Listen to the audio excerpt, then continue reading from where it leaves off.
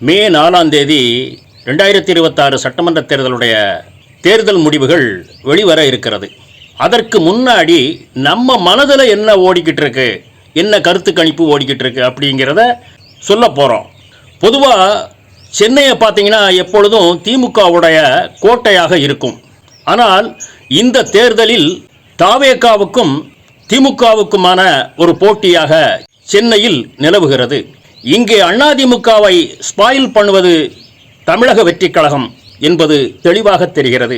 அதே மாதிரி தென் மாவட்டங்களில் சசிகலா அம்மையார் அதிமுகவை அவுட் பண்ணுகிறார்.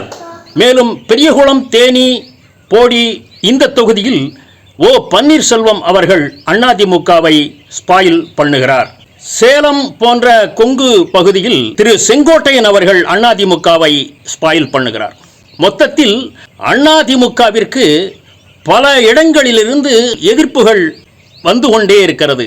ஆகையால் இந்த தேர்தலில் அதிமுக ஜெயித்து வருவது மிகவும் கடினமான காரியம். மேலும் திமுக 35% வாக்குகளுக்கு அதிகமாக பெற்று ஆட்சி அமைக்கும் என்று தெரிகிறது.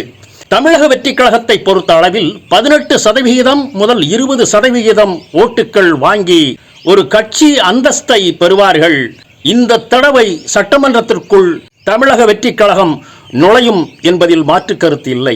நாம் தமிழரை பொறுத்தளவில் 7%, 8% ஓட்டுக்களை பெறுவார்கள். ஏனென்றால் இந்த தேர்தலில் போட்டி கடுமையாக இருந்த காரணத்தினால் நாம் தமிழர்களால் அடுத்த கட்ட லெவலுக்கு செல்ல முடியவில்லை என்பதையும் இங்கே குறிப்பிட வேண்டியிருக்கிறது.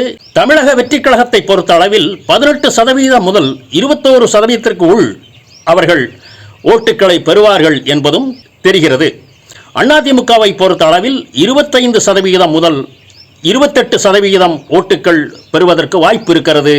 ஆனால் ஆட்சி அமைக்க முடியாது, திமுக ஆட்சி அமைத்துவிடும் என்றே தெரிகிறது.